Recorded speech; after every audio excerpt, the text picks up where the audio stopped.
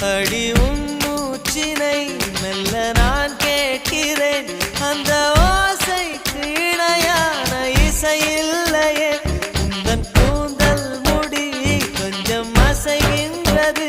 அந்த அசைவுக்கு நடனங்கள் இணையில்லையே.